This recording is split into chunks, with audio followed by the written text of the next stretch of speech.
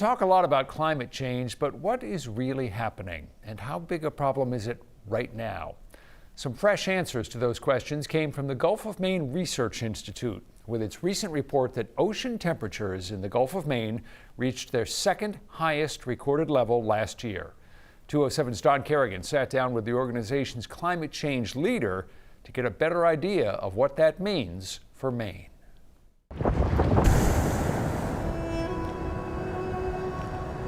2 days before Christmas, the Maine coast was clobbered by winds and seas.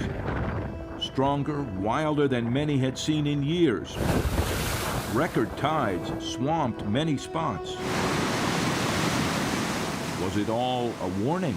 Humanity has a really difficult time visualizing what they haven't seen before. And I think that's one of the biggest challenges in responding to climate change. Dr. David Riedmiller is director of the Climate Change Program at the Gulf of Maine Research Institute. But that storm on December 23rd, I think was a real eye-opener for a lot of us that, it happened in the blizzard of '78 and stuff, right? When you have these big moments, they're as awful as they can be in certain ways, they're also really important teachable moments. The Institute has just released its annual report on ocean temperatures in the Gulf of Maine. They monitor sea surface temperatures to get an annual average. The biggest message was that last year was the second warmest year on record. The only year that beat it was the year prior in 2021. And I think it's part of a continual trend that we've seen over the past probably at least 2 decades here. Give us a couple of numbers about these temperatures. Last year was, I believe, about almost 4 degrees Fahrenheit above the long-term average. Which for the ocean, he says, is a big increase. Scientists say the Gulf of Maine continues warming at a faster rate than almost any other part of the ocean in the world. Why is that? Were we late to the game? Did it take us a long time to start warming? Yeah, it's a great question. What we suspect may be the biggest driver is some of the changes that are happening in these large-scale ocean currents, particularly the changing influence of the Labrador Current versus the Gulf Stream. Researchers say the warm Gulf Stream flowing up from the south has started to push away the colder water of the Labrador Current coming down from the north, right at the widest part of the Gulf of Maine. That Gulf Stream historically has really been much more focused like kind of the jet setting on a garden hose.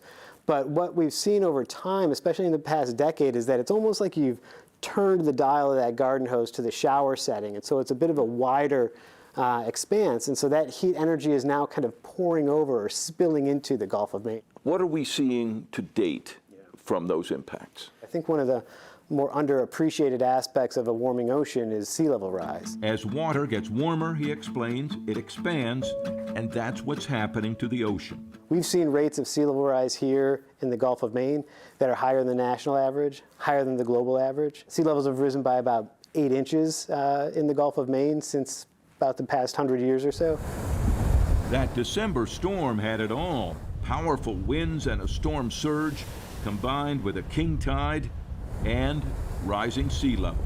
But there's also an impact on marine life. There are some species that have had impacts for sure. Some people might link things like the northern shrimp and the appearance of long-finned squid as an example. The appearance of species like black sea bass and even blue crab are certain things that have not historically occurred with any sort of regularity in this region, and now they're becoming increasingly frequent. Is all the warming coming from climate change? Riedmiller says that's a legitimate question, but says there is no question much of it is coming from the climate. And a big cool down is not coming. And you don't go back to where it was in 2000. That's exactly right. Certainly not any time in our lifetime. He says that adds to both the urgency and the worry. Curing the planet's fever will take a long time. The only way we're going to really change that is by collectively reducing greenhouse gas emissions around the world. That said, Maine could eliminate greenhouse gas emissions entirely, and it's not going to change the Gulf of Maine. That's absolutely right. Yeah, that's why it is the quintessential collective action problem. We really do need everyone, all hands on deck, to take action. And even if we could cut to zero emissions, he says temperatures in the atmosphere would begin cooling in a decade or so. For the ocean, he says, perhaps centuries. David Reedmiller says the sea level rise in particular is becoming more evident to people as they see changes at favorite places along the shore or use docks that are more often close to being underwater. As for Maine's most famous seafood, there are still questions on how and when warmer water may affect lobsters. We expect the state's annual report on the Maine lobster harvest at the end of next week.